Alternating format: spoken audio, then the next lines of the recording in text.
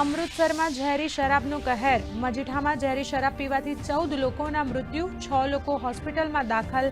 આ મામલે પોલીસે 4 આરોપીઓની કરી ધરપકડ.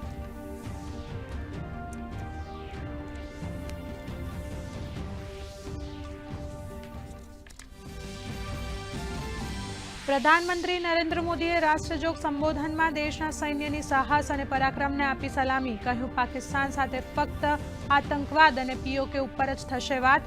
આતંકવાદ સામે ભારતની લડાઈ રહેશે ચાલુ.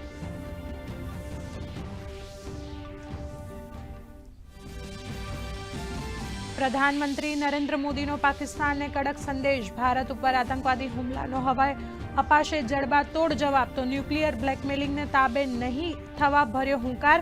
ઓપરેશન સિંદૂરે ન્યાય માટેની અખંડ પ્રતિજ્ઞા.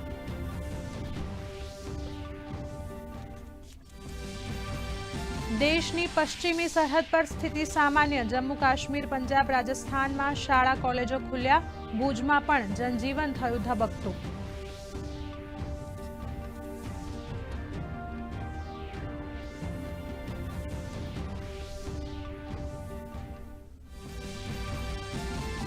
સિંહોની 16મી વસ્તી ગણતરીનો આજે અંતિમ દિવસ. 2 તબક્કામાં કુલ 11 જિલ્લામાં 58 તાલુકાઓમાં 35,000 ચોરસ મીટર વિસ્તારમાં ડાયરેક્ટ બીટ વેરિફિકેશનથી ગણતરી.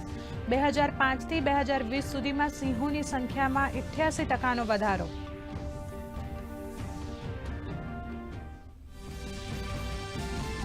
રાજ્યના 19 તાલુકામાં કમોસમી વરસાદ. તાપીના કુકરમુંડામાં અને વાંકાનેરમાં 1 ઇંચથી વધુ વરસાદ. તો આગામી 3 દિવસ સૌરાષ્ટ્ર અને કચ્છમાં હળવાથી મધ્યમ વરસાદનું હવામાન વિભાગનું અનુમાન. ઉનાળુ પાકને નુકસાનની ભીતિથી ધરતીપુત્રો ચિંતામાં.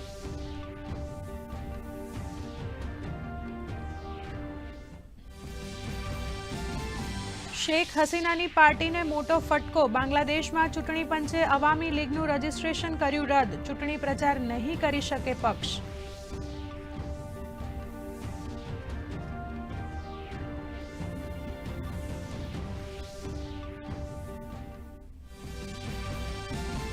સપ્તાહના બીજા દિવસે શેર બજાર રેડ ઝોનમાં. બીએસસીનો સેન્સેક્સ 625 પોઈન્ટ ઘટીને 81,895 પર, તો નિફ્ટી 156 પોઈન્ટ ઘટીને 24,700 નજીક કરી રહ્યા છે કારોબાર. આઈટી એફએમસીજીના શેરોમાં ધોવાણ, તો સોના ચાંદીના ભાવમાં વધારો.